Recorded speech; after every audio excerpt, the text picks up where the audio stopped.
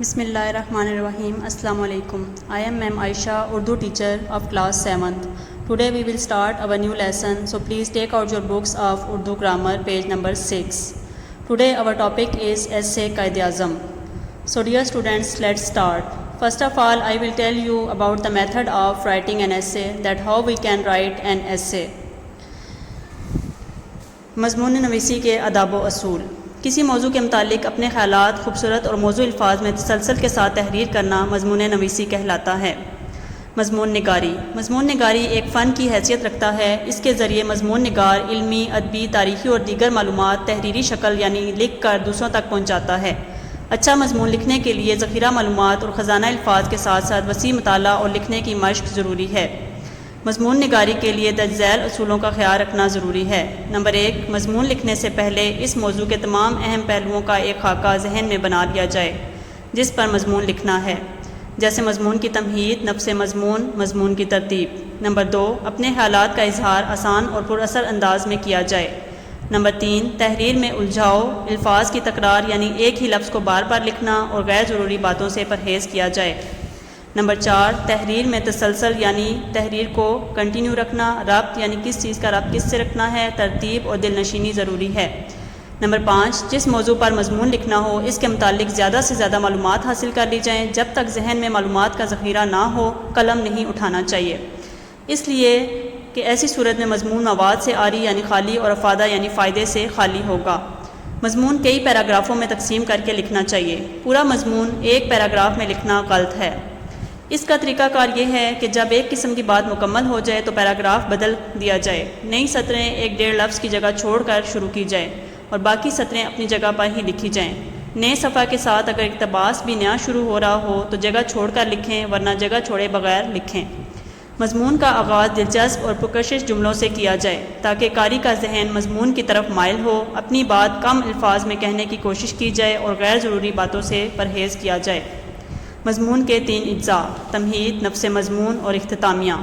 تمہید مضمون کا اہم اور پہلا حصہ. اس میں نفس مضمون لکھنے سے پہلے کچھ مؤثر اور زوردار جملے لکھے جاتے ہیں جن سے پڑھنے والوں میں مضمون کی طرف دلچسپی اور بڑھے. نفس مضمون یہ اصل مضمون کا درمیانی حصہ ہوتا ہے. اس میں موضوع سے متعلق تفصیلی باتیں کی جاتی ہیں. اختتامیہ یہ مضمون کا آخری حصہ ہوتا ہے. اس میں خیالات کا نچوڑ اچھے انداز میں بیان کیا جاتا ہے تاکہ پڑھنے والے متاثر ہوں اور آسانی سے نتیجہ اخذ کر سکیں. ان تینوں اجزاء کے درمیان ایسا مضبوط تعلق ہونا چاہیے کہ پڑھنے والوں کو بھی بے ربطی کا تسلسل نہ ہو.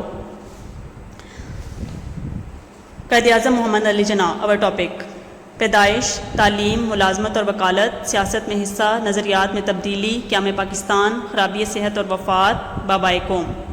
پیدائش: قائد اعظم کا اصل نام محمد تھا اور آپ 25 دسمبر 1876 کو کراچی میں پیدا ہوئے. آپ کے والد کا نام پونجا جناح تھا جو چمڑے کا کاروبار کرتے تھے. تعلیم: آپ نے ابتدائی تعلیم کراچی سے حاصل کی اور اعلیٰ تعلیم کے لیے ہندوستان چلے گئے اور پھر برطانیہ تشریف لے گئے. وہاں 4 سال قیام کے بعد آپ نے کافی محنت کی اور بیرسٹری کا امتحان پاس کر کے ہندوستان واپس آ گئے. ملازمت اور وکالت: آپ نے وطن واپس آ کر وکالت کی اور آپ کا شمار ذہین وکیلوں میں ہونے لگا. 6 ماہ تک ممبئی کے مجسٹریٹ رہے اور آپ کی طبیعت کے موافق یہ ملازمت نہ تھی. آپ نے اسے چھوڑ کر دوبارہ وکالت شروع کر لی. سیاست میں حصہ: قائد اعظم کو غلامی سے نفرت تھی، برصغیر کی سیاست سے بھی دلچسپی تھی. انہوں نے کانگریس میں شمولیت اختیار کی لیکن جلد ہی احساس ہو گیا کہ کانگریس ہندوؤں کی جماعت ہے اور آپ نے پھر وہاں سے الگ ہو کر واپس مسلم لیگ میں شمولیت اختیار کر لی. نظریات میں تبدیلی: قائد اعظم ہندو مسلم اتحاد کے متحدہ ہندوستان کے حامی تھے. ان کا خیال تھا کہ ہندو اور مسلمان ایک دوسرے کے ساتھ رہ سکتے ہیں، لیکن بعد کے واقعات نے ثابت کر دیا کہ ہندو جو ہے مسلمانوں پر اپنی حکومت قائم کرنا چاہتے تھے. اس لیے آپ نے جلد جو ہے وہ الگ وطن کا مطالبہ کیا اور 23 مارچ 1940 کو مسلمانوں کے لیے الگ وطن کا مطالبہ ہو گیا. قیام پاکستان: پاکستان بنانے کی جدوجہد میں لوگوں نے بھی آپ کا ساتھ دیا اور ہندوؤں نے اور انگریزوں نے آپ کی راہ میں روڑے اٹکانے کی کوششیں کی، لیکن 14 اگست 1947 کو پاکستان معرض وجود میں آ گیا. خرابی صحت: آپ کی صحت خراب رہنے لگی اور پھر 11 ستمبر 1948 کو آپ اس جہان فانی سے رخصت ہو گئے. آپ کا نام اور آپ کی محبت ہر پاکستانی کے دل میں ہمیشہ زندہ رہے گی. بابائے قوم: آپ کو آپ کی عظیم خدمات کی وجہ سے قائد اعظم اور بابائے قوم کے نام سے یاد کرتی ہے. آپ کا مزار کراچی میں ہے. آپ نے اپنی قوم کو اتحاد، ایمان اور تنظیم کا درس دیا ہے. آپ بلا شبہ محسن عظیم یعنی رہنما ہیں. آپ بجا طور پر اپنی صدی کے ممتاز سیاستدان، عظیم مدبر اور بمثل قائد تسلیم کیے جاتے ہیں. I hope you understand my lecture. Dear students, I want to tell you something about notes. Dear students, subjective and objective notes has been provided, so you should write it on your neat copies. Thanks. Allah Hafiz.